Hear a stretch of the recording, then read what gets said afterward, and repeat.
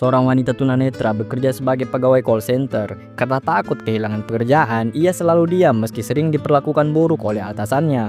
Satu-satunya kebahagiaannya adalah bercakap ringan dengan seorang juru parkir sepulang kerja. Dari obrolan sederhana itu, perlahan muncul benih cinta di antara mereka. Suatu malam, sang bos membuntutinya pulang dan mencoba berbuat kotor. Wanita itu menyalakan alarm darurat dan juru parkir segera datang menghajarnya hingga si bos kabur. Namun kejadian itu justru membuatnya kehilangan pekerjaan. Dan sebagai tunanetra, mencari pekerjaan sangatlah sulit.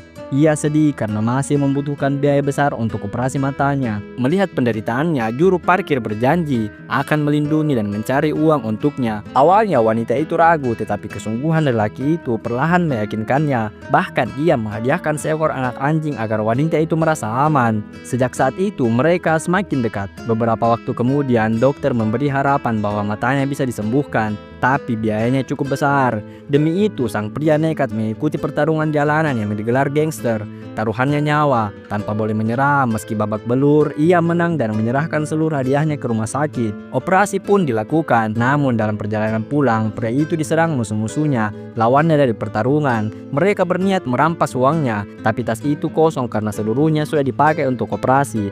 Marah, mereka menikamnya hingga kritis. Operasi berjalan sukses, sang wanita kini bisa melihat, tetapi pria yang dicintainya tidak pernah lagi muncul. Pria itu menghilang bagai ditelan bumi. Ia mencoba melapor ke polisi, namun ia tak bisa memberi keterangan karena tak pernah melihat wajahnya.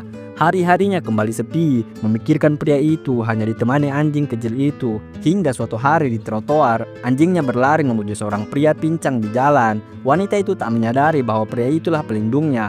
Merasa tak lagi pantas berada di sisinya, pria itu memilih pergi tanpa sepatah kata. Wanita itu pun pergi bekerja di toko kerajinan. Ketika menanyakan siapa yang membeli karyanya, temannya menyebut pria pincang yang tadi. Ia juga melihat anjingnya tidak karuan setelah bertemu pria tadi. Ia pun tersadar lalu berlari mengejarnya, namun tak menemukannya. Dengan sisa harapan, ia pergi ke tempat favorit mereka. Di sanalah untuk pertama kalinya setelah operasi, ia benar-benar melihat wajahnya.